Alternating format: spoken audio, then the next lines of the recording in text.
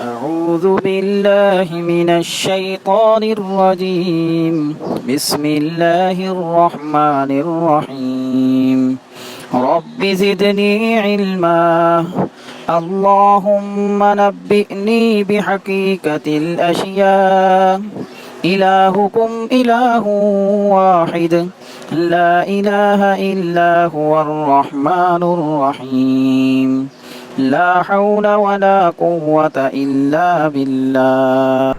السلام علیکم۔ دنیا طب اس بات کو مانتی ہے ٹریس ایلیمنٹس میں تانبے سے زیادہ خطرناک شاید ہی کوئی دھات ہو۔ اس کی جسم میں کمی پوری کرنا انتہائی آسان اور بے خطر ہے اور کم قیمت ہے۔ اسے جان کر آپ حیران رہ جائیں گے۔ اس کی ضرورت، اہمیت، مختلف طریقے جن سے اس کی کمی کو پورا کرنے کی کوشش کی جاتی ہے، اس ویڈیو میں وہ راز کی بات بھی آپ سے شیئر کریں گے۔ تانبا خون کے سرخ خلیے اور ہیموگلوبن بنانے میں مددگار ہے۔ فولاد تانبے کے بغیر بھی جزو بدن بن جاتا ہے لیکن انیمیا پیدا ہو جاتا ہے۔ اعصابی ریشوں کی غلافی جھلی کی مضبوطی کا انحصار بھی تانبے پر ہے۔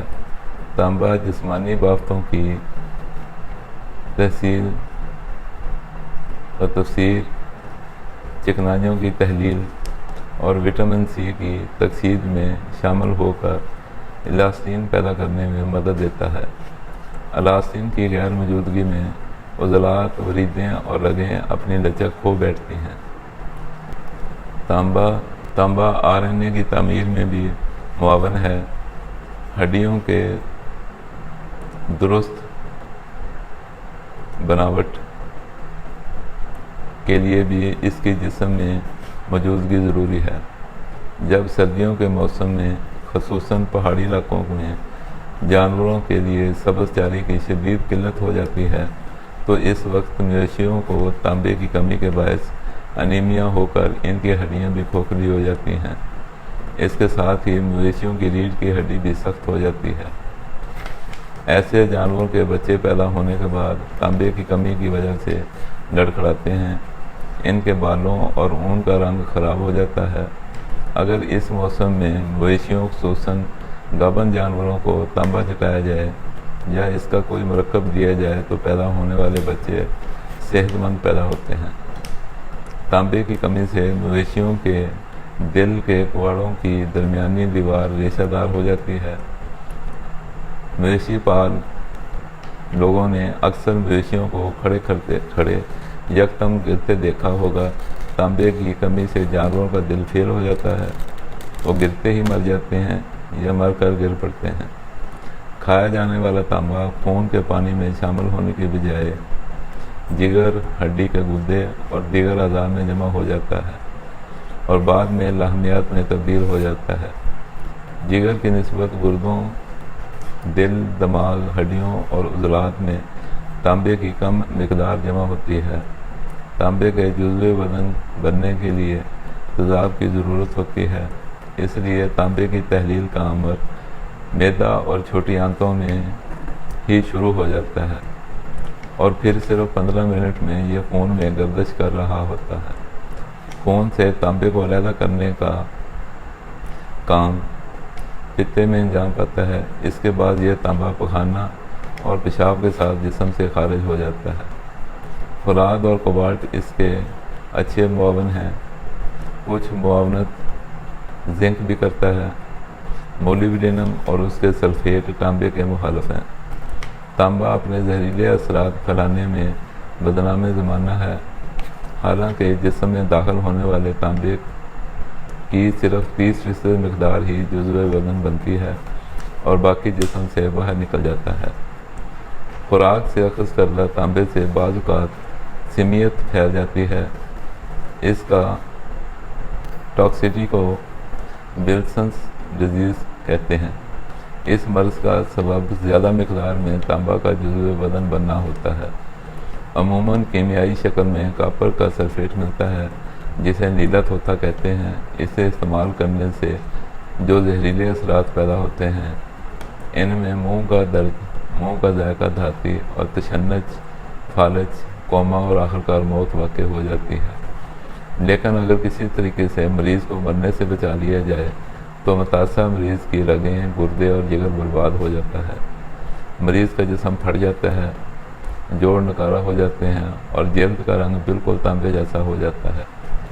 جسم میں تانبے کی کمی جتنی نقصان دہ ہے اتنی ہی اس کی زیادتی نقصان دہ بلکہ مہلک ہے۔ کچا تانبا فوراً کاپر سلفیٹ بنتا ہے اور اس کا زہریلا اثر بہت شدید اور فوری ہوتا ہے۔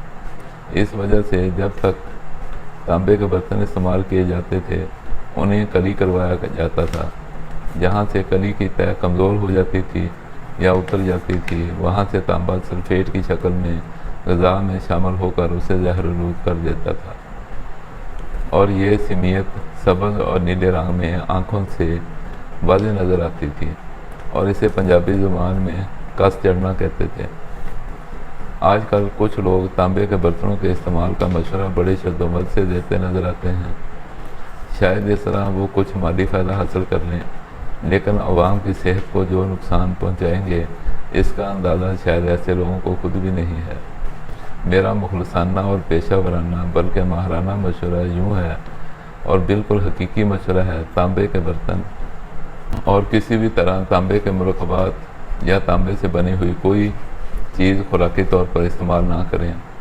پھر سوال اٹھے گا، تانبے کی کمی کیسے پوری کریں؟ اس کا حل بہت آسان ہے۔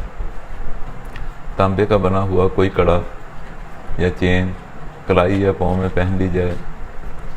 ایک طریقہ اس سے بھی آسان ہے، تانبے کی بنی ہوئی کوئی انگوٹھی یا تانبے کا چھلا میلوں یا مزاروں کے باہر عام 20-30 روپے میں مل جاتا ہے، لے کر انگلی میں پہن لیں، آپ کا مسئلہ حل ہو جائے گا۔ تانبے اور فولاد میں یہ خصوصیت ہے، یہ جلد سے جسم میں جذب ہو جاتا ہے۔ جب آپ تانبے کے چھلے کو انگلی میں پہنیں گے، چھلے کے نیچے جلد سبزی مائل ہو جاتی ہے۔ یہ اس چیز کا ثبوت ہوتا ہے کہ جلد بقدر ضرورت تانبا جذب کر رہی ہے۔ تانبے کی جسم میں ضرورت صرف ٹریس میں ہوتی ہے۔ گردے کے امراض، جلدی امراض اور جنسی امراض میں اس کا فائدہ ہمارے بزرگوں نے بھی بہت اٹھایا تھا، اور علاج میں اس چھلے کے استعمال سے لوگوں کو بہت فائدہ پہنچتے دیکھا ہے اور آج بھی دیکھ رہے ہیں۔